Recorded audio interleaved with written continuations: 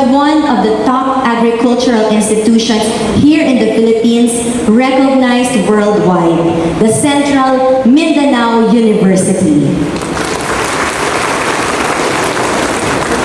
I am truly grateful to be invited here as your guest of honor.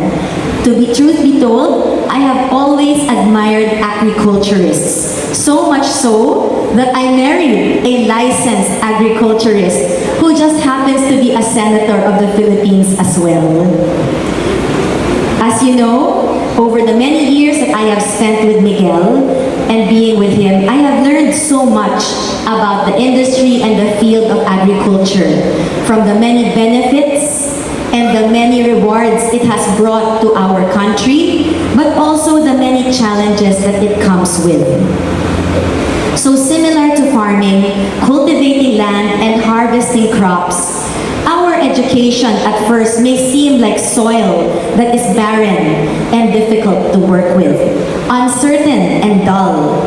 But with your dedication, perseverance, time and effort, as well as your patience, the soil became fertile and your dreams finally became fruitful. In other words, you are now reaping the fruits of what you have sown.